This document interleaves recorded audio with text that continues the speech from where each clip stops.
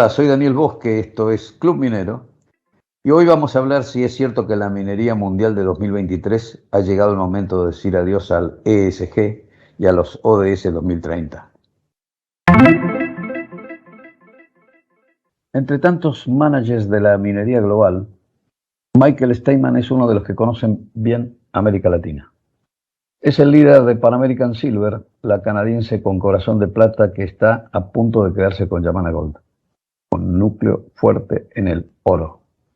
Pan American Silver, que nunca pudo hacer arrancar en Chubut su proyecto Navidad, condenando a la meseta central al despoblamiento, es un caso recomendable para muchos políticos y asesores de la Argentina, que suelen apostar a ganador y navegan de cara a la minería entre encabezar las urras o no atenderles el teléfono. A pesar de que el precio de la plata no ha vuelto a brillar a $50 la onza, hay peces gordos que le ponen fichas como el fondo BlackRock, un partner de insignia que todos quisieran tener, que acaba de ingresar con un 15% en Pan American Silver. Steinmann es de la generación, y este es el punto, que ha tomado la posta de pioneros del negocio explorador y hacedor de minas, como Joe Grosso, el sastre romano que devino en pionero de la exploración argentina, Peter Marrone de Yamana, Ross Beatty de Pan American Silver, o Robert McEwen de su grupo anónimo, finalmente la familia Lundin. Los salones de la fama y los clubes mineros suelen condecorar y escuchar las vivencias de magnates y CEOs, dueños y gestores de activos en el primer y tercer mundo, que tercian hasta el final entre memorias y filantropías como el recordado Peter Mank, fundador de Barrick Gold. Muchos desoyen el consejo del chino Jack Ma, quien recomendaba a los jóvenes remar a full hasta los 60 años para luego descansar en una playa.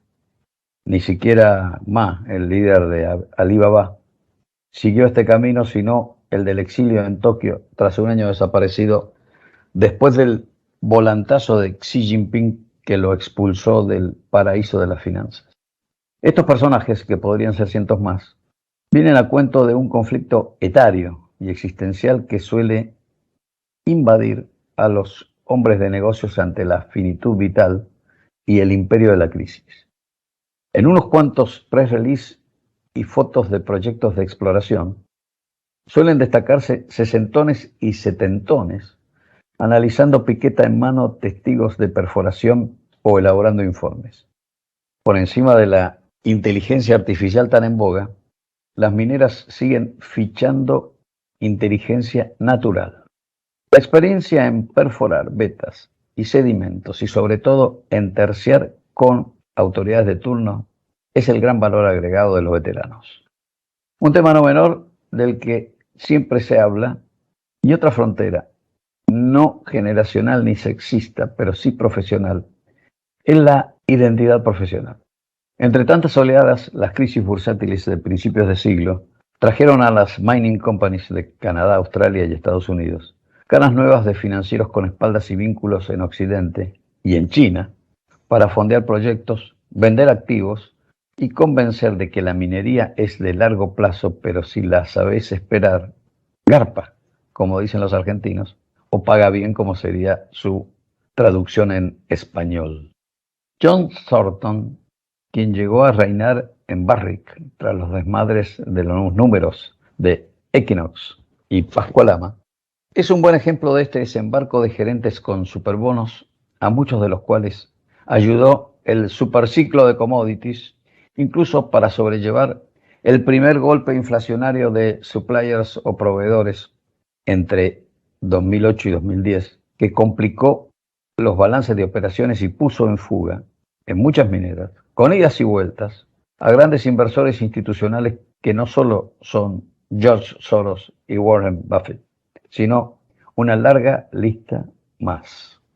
En clave latinoamericana hubo un relevo en estos días en la protagónica Sociedad Nacional de Minería y Petróleo del Perú, donde el financiero Raúl Jacob, jefe financiero de Southern Perú, dejó la conducción al ingeniero de minas Víctor Govitz, ex líder de Yanacocha y hoy de Antamina, quien deberá lidiar con el acoso de una trilogía de grupos violentos, mineros e ilegales, o artesanales y narcos, según dice la industria, que tiene a mal traer a las mineras y sus trabajadores en el corredor minero del sur.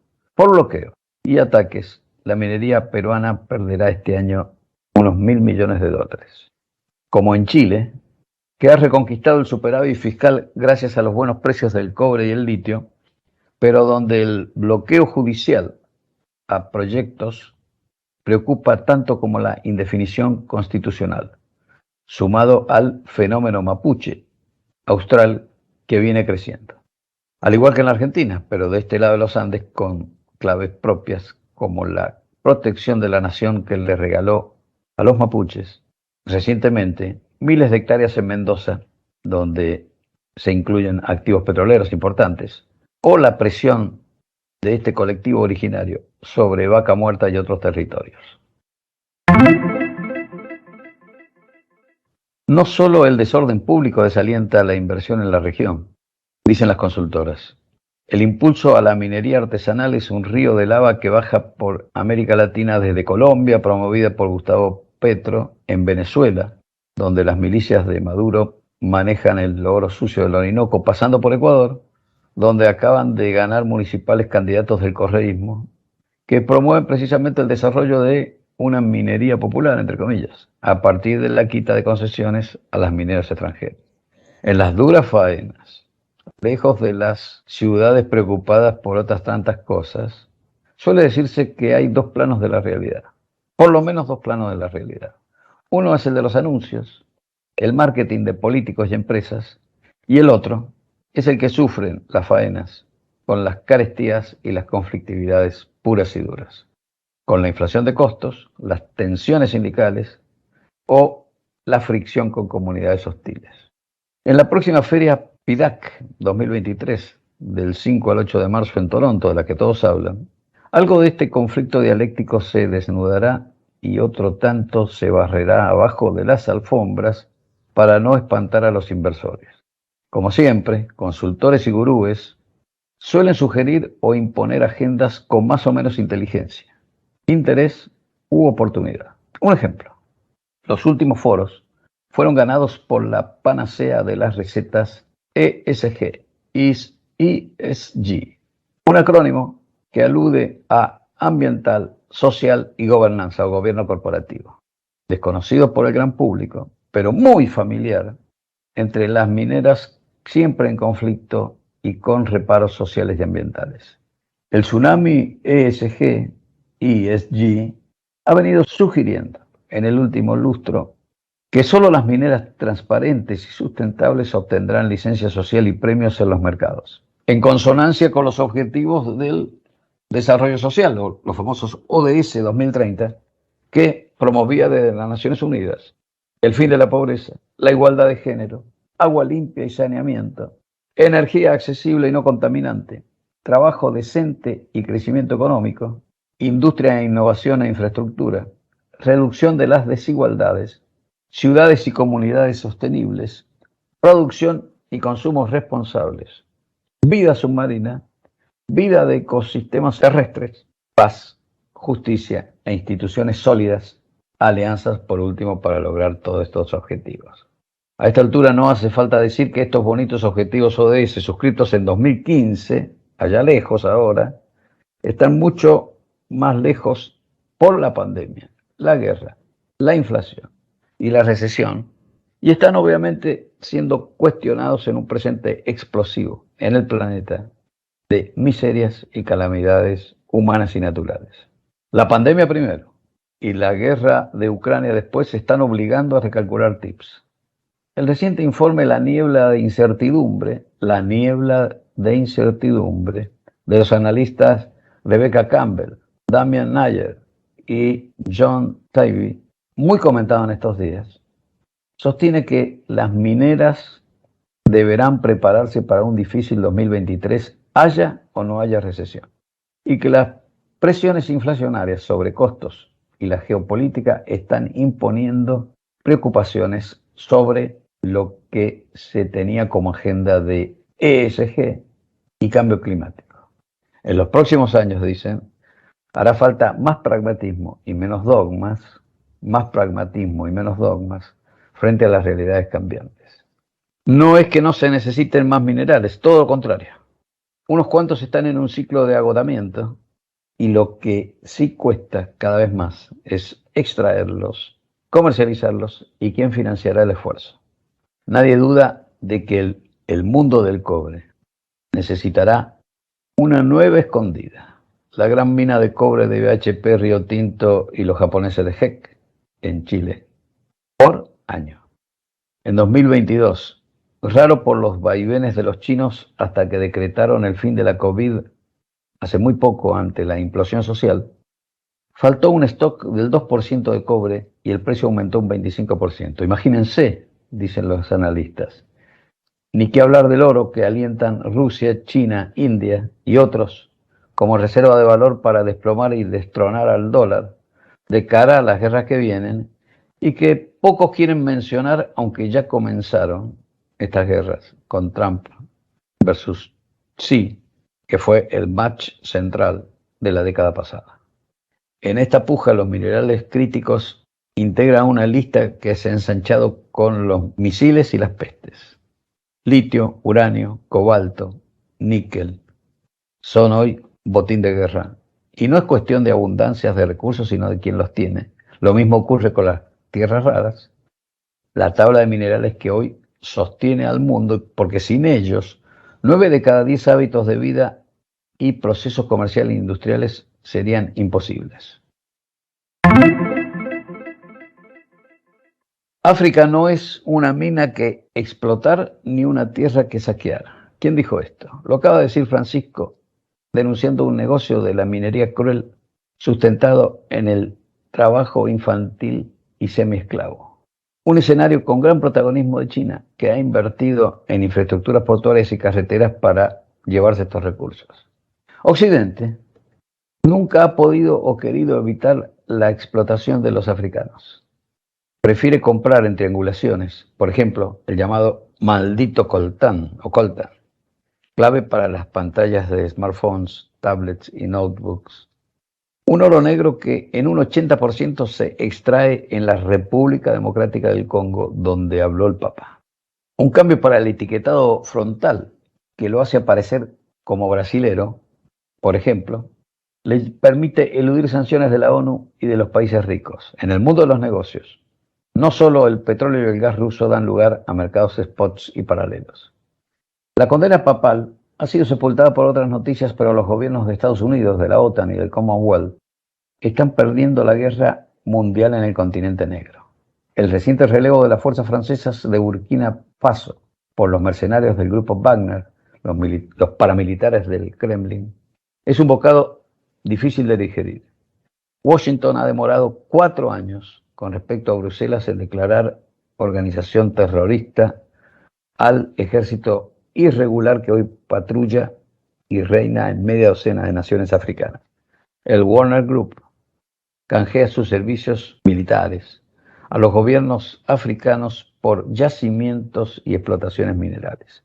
Otro africano, el sudafricano y geólogo no financiero, sino geólogo, Mark Bristow, el siempre protagónico CEO de Barrick Gold, el holding de oro y cada vez más cobre que está por dar a conocer un modesto balance global en el que dedicará seguramente unas parrafadas al cepo monetario argentino y sus consecuencias en veladero, se preguntaba hace poco acerca de la efectividad de la desglobalización o regionalización que se está imponiendo en la economía mundial.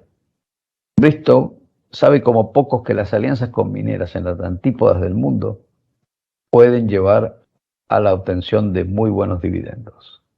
A propósito del globo chino, derribado en las costas de Estados Unidos y del ataque ciego a una planta de drones iraníes que exportaba Rusia con destino final Ucrania, los misiles de la muerte, diversos informes de defensa conjeturan con una guerra chino-Estados Unidos para 2025. El primer botín, si cae Taiwán, será su emporio de superconductores que Occidente quisiera sustituir ya, hoy mismo. El mapa está agrietado e incierto, no solo para la minería. En el duro invierno europeo, en el que el costo de energía se ha duplicado o triplicado, saltó a la prensa la escasez de antibióticos y antigripales en el continente, porque muchos activos vienen de China y están fallidas las logísticas. Mientras tanto, habrá miles de episodios y palabras en el plano de los anuncios a los que hacíamos referencia, e intentos de antagónicos en esta región de desengancharse o de engancharse más con los poderosos del otro lado del mundo. En este mapa de arenas movedizas en el que habrán abundantes dichos y réplicas sobre el rol de China en la Argentina, por ejemplo, se hablará de infraestructura portuaria, donde el Gran Dragón quiere cerrar en Tierra del Fuego otro segmento de la ruta y franja de la seda, como lo hizo en Chancay, en Perú, o Limón, en Costa Rica. Así es que sigue haciendo ruido en esta parte del mundo el fenómeno del litio imparable, con expresiones recientes como la de destinar una parte de la producción argentina al desarrollo vertical de baterías y otros derivados, tal como lo decidió esta semana la llamada Mesa del Litio que integran los gobernadores. En todo el mundo, donde ya circulan millones de vehículos eléctricos, pero se ha vuelto a generar cada vez más con carbón y nuclear, la electromovilidad y la transición energética están en un debate cada vez más caliente, por los límites de la realidad y por la ruina que asoma en las automotrices y en los bolsillos de los consumidores. Hay quienes al interior de la minería ya están alertando de ciertas disfunciones, pero por ahora, en el establishment minero de la Argentina, que intenta sacar partido de las llamadas y mencionadas inestabilidades en Chile y en Perú, prefiere que no se hable de eso a la hora de promover el litio y el cobre. Litio y cobre son las dos estrellas que llevará nuevamente la nación y las provincias a la Feria de Toronto, a donde concurrirá otra vez una nutrida delegación oficial de la nación y de las provincias, costeada por el Consejo Federal de Inversiones, o CFI. Para los argentinos no hay crisis que valga a la hora de viajar, como se vio en el Mundial de Qatar. Hay más experiencia, dicen veteranos del marketing minero en Canadá. La feria, eso sí, es solo la espuma de la cerveza. Lo heavy de los negocios pasa por las reuniones privadas. Pero en el Toronto Convention Center hay que estar. Dicen los habitués que recuerdan que alguna vez en un exceso de entusiasmo entre tantos, se llegó a cantar la marcha peronista. O cuando con peligrosa picardía criolla se mandaron empanadas frisadas por valija diplomática. Por suerte nadie sucumbió en aquel corte de la cadena de frío. Lo que no te mata, te fortalece.